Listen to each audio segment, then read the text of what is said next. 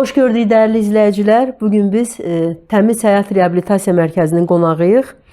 Həmsöhbətim Reabilitasiya Mərkəzinin rəhbəri Tərlan Əliyevdir. İstərdik ki, elə Reabilitasiya Mərkəzinin fəaliyyəti ilə bağlı söhbətlə elə başlayaq. Yəni bu Reabilitasiya Mərkəzi nə vaxt yaranıb, hansı məramla yaranıb, neçə ildir fəaliyyət göstərir? İlk öncə salamlayıram sizi, xoş gəlmisiniz bizim Reabilitasiya Mərkəzimizə. Sizin fəaliyyətiniz də həqiqətən də bizim mərkəzə uyğundur. Siz də insanları maksimum dərəcədə maarifləndirməyə çalışırsınız. Buna görə də sizə minnətdaram. İnsanlara kömək eləmək istəyirsiniz. Bizim reabilitasiya mərkəzi hardasa 4 ildən yuxarıda fəaliyyət göstərir. Bizim üçün sağalmaq hər bir insanın haqqıdır. Bizim prinsiplərimizdən biri budur. Bildiyiniz kimi narkomaniya, alkoqolizm və iqramaniya müasir zamanədə ən ciddi problemlərdən biridir. Təbii. Yəni asıllıq təkcə insan öz sağlamlığına deyil, ailə münasibətlərinə, iş fəaliyyətinə ciddi təsir göstərir.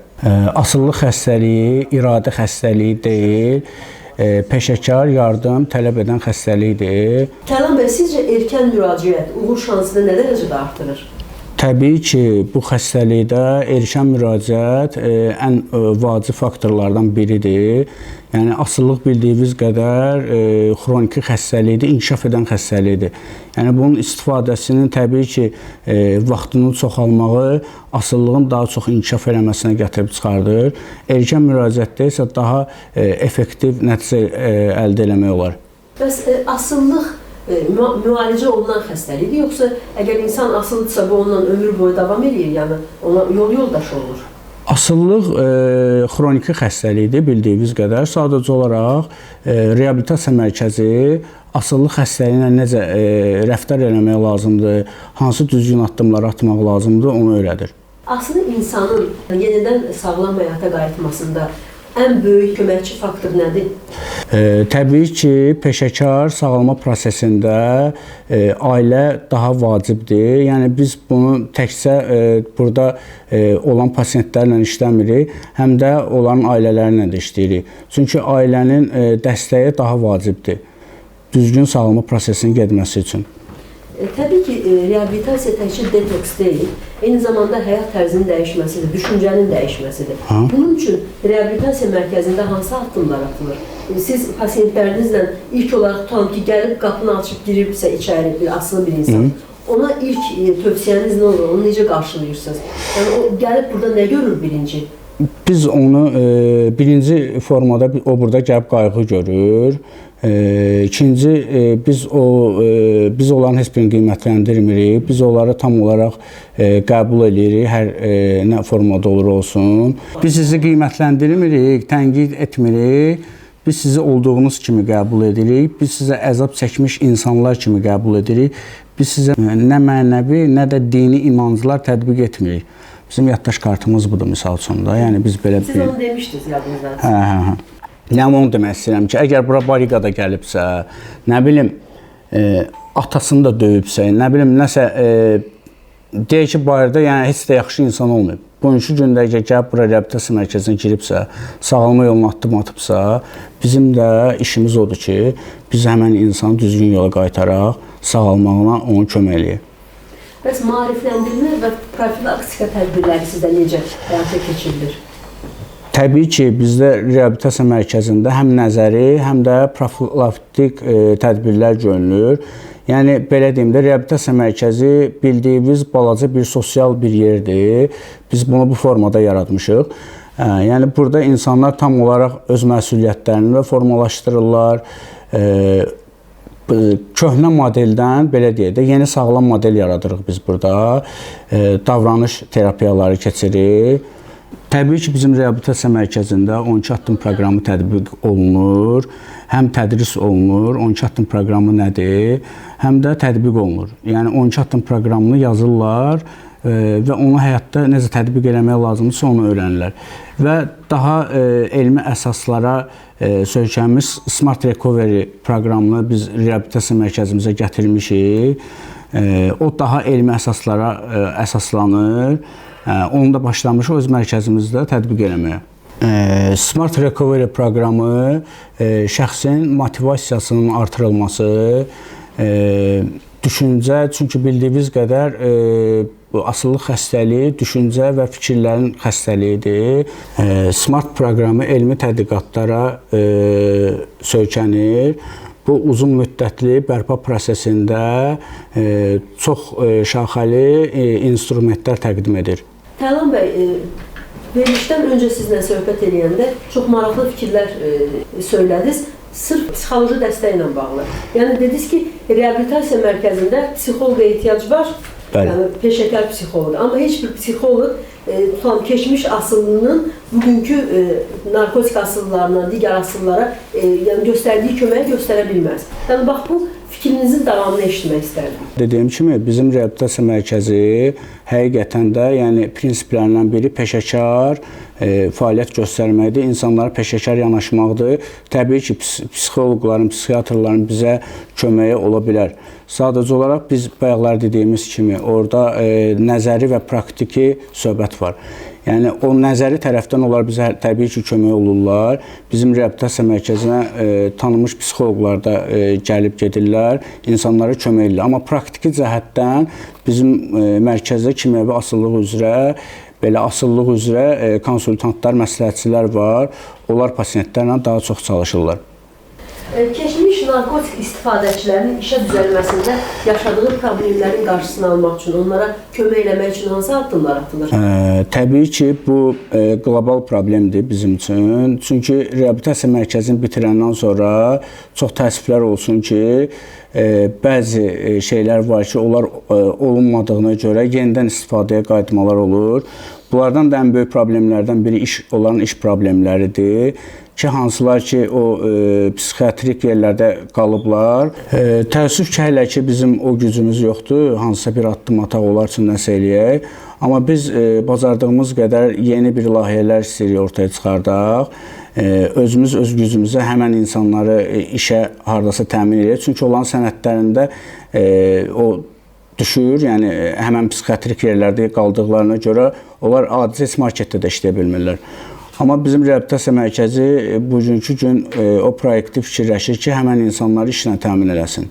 Yəni arayış ki verilir onlara narkotik asıllısı olduqları ilə bağlı onlara problem yaradır da həyatda, yəni cəmiyyətə inteqrasiya olmaqda, iş tapmaqda bu problemlərin qarşısını almağa hələ ki sizin gücünüz çatmır, amma bu vaxtda düşünürsünüz. Bəli, təbii ki, onlar əgər yatıblarsa həmən o narkoloji dispanserdə, onların sənədlərində o qalır. Yəni onların çıxandan sonra adaptasiya olunandan sonra bayra onların iş sferaları var da, yəni işləməlidirlər ki, boşluğa düşməsinlər, yenidən istifadə olmasın. Bu da onlar üçün böyük problemlər yaradır. Təbii ki, narkomaniyadan yaxa qurtarmaq üçün sırf detoks proqramı yəni yetərli deyil. Müxtəlif qurumlar var ki, müxtəlif belə deyək də, Maşdağada var, digər yerlərdə var. Orada insanları detoksikasiya edirlər, yəni bu asılı insanları, daha çox narkomanlardan təbii ki, söhbət gedir. Amma onları çox vaxt reabilitasiya mərkəzlərinə yönləndirmirlər. İnsanların da özlərinin həmişə imkanı olmur ki, gəlsinlər, tutalım ki, reabilitasiya mərkəzində davam eləsinlər müalicələrini. Çünki burada maddi tərəfi də var da məsələnin. Sizcə dövlət bu məsələni necə tənzimləyə bilər? Dövlət olsa bu məsələni tənzimləyir, məcburi sağalma var da, yəni dövlətin məcburi sağalma proqramı var, 6 ay həmən narkoloji dispanserdə qalırlar. Sadəcə olaraq biz belə təklif eləyərdik ki, həmən insanlar detoks olduqdan sonra orada artıq, çünki detoksdan, yəni bu sağalan xəstəlik deyil də, yəni detoksun uzun müddəti 10-15 gündür. 10-15 gündən sonra o psixoloji reabilitasiya keçməlidir. Onun üçün effektiv reabilitasiya mərkəzlərinə yönəltmək lazımdır. Maraqlı bir məqama toxundunuz. Deyirsiniz ki, dövlətin artıq belə bir yəni proqramı var. 6 ay məcburi insanları yəni müalicə edir. Məşdağda tutan 6 ay insanı saxlayıb müalicə edirlər. Orada necə müalicə edirlər ki? Detoks proqramı keçəndən sonra onunla necə işləyirlər orada? Və reabilitasiya mərkəzindəki şərti olaraq desək müalicə ilə oradakı müalicə arasındakı fərq nədədir? Onu o qədər də dəqiq bilmirəm, orada hansı proses gedir. Orada detoks prosesidir. O 6 ayın içində hansı proses gedir bilmirəm.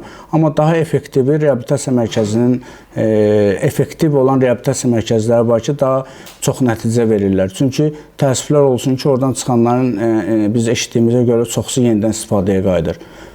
Bəs sizdə yenidən istifadəyə qayıtmaması üçün pasiyentin siz hansı addımlar atırsınız, hansı işlər görürsünüz və uğurlarınız haqqında bayaq xahiş elədim danışasınız.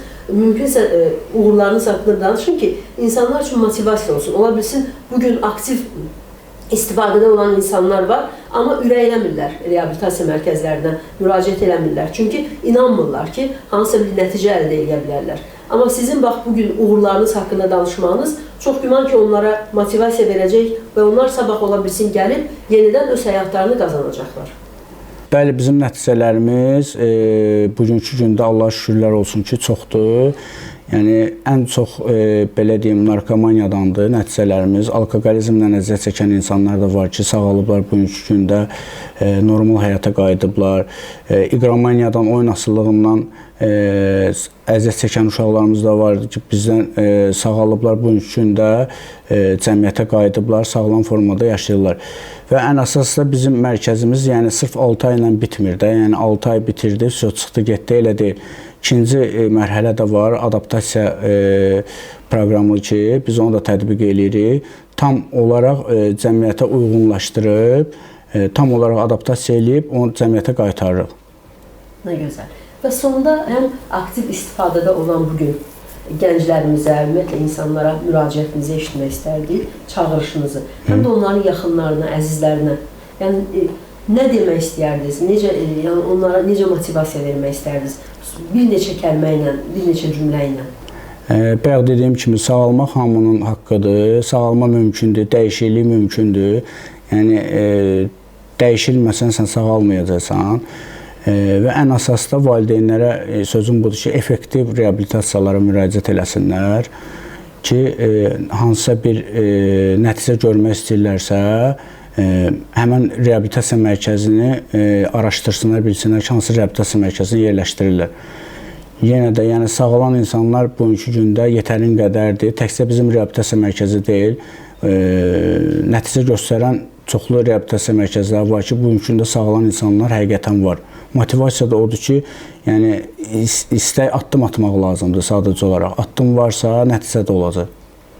Effektiv dediniz, reabilitasiya mərkəzlərini seçsinlər, araşdırsınlar. Bu işdə də onlara bəlkə kömək eləyəsiniz. Necə araşdırsınlar, necə bilsinlər ki, bu reabilitasiya mərkəzi effektivdir və məhz bu reabilitasiya mərkəzində onun övladı hansısa nəticə əldə edəcək. Çünki yəni biz də müşahidə edirik hər halda, ətrafımızda kifayət qədər asılı insanlar var, həm asılı insanlar var, yəni ailəsində asılı olan insanlar var. Elə bu yaxınlarda belə bir hadisə eşitdim ki, yəni ata da əziyyət çəkir, oğlunun asılı olduğuna görə, o ata da çox əziyyət çəkir, vicdanı ağrıyır, övladına görə narahatdır və bir neçə dəfə reabilitasiya mərkəzinə yerləşdirib övladını, amma heç bir nəticə əldə eləməyib.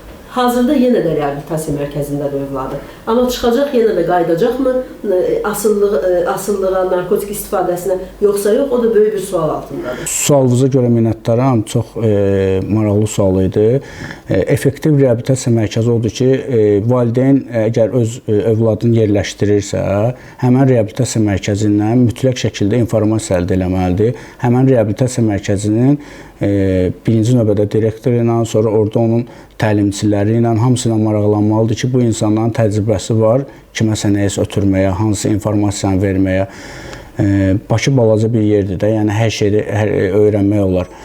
Amma təəssüflər olsun ki, bu işdə maklerlər kimi adamlar ki var, valideynləri inandırırlarsa hansısa reabilitasiya mərkəzində, bəli, bu belədir, bu elədir, yox. O mərkəzi gedib araşdırıb maraqlanmaq lazımdır. Həmən mərkəzdə təcrübəli mütəxəssislər varsa, ondan sonra yerləşdirməlidir. Çox sağ olun. Minnətdaram sizə müsahibənizə görə. İnanıram ki, sizin söhbətiniz həqiqətən də bugün yəni narkotik asıllığından əziyyət çəkən insanlara da, həm asılı insanlara da, yəni onların əzizlərinə, doğmalarına motivasiya oldu. Təbii ki, hər bir insan cəmiyyətimiz üçün vacibdir və bir insanı əgər həyata qaytarırıqsa, onu cəmiyyətə qazandırırıqsa, artıq yəni cəmiyyətimizin sağlamlaşdırılması yolunda çox mühüm bir addım atmış oluruq və bu işdə də sizə uğurlar diləyirəm. Həqiqətən də çox vacib işlə məşğul olursunuz. Dediyim kimi, burada gəldik, çox səmimi bir mühit gördük, gözəl bir yəni münasibət gördük buradakı sakinlərə qarşı. İnanıram ki, hər biri ən tez zamanda yenidən sağlam həyata qayıdacaq və sizi sevindirəcək. Sizi də, elə bizi də. Mən də sizə minnətdaram gəldiyinizə görə. Gördüyünüz iş, yəni həqiqətən də böyük bir işdir. Həmişə siz gəlin, yəni gözləyəcəyik yenə də. Təşəkkür edirik. Sağ olun.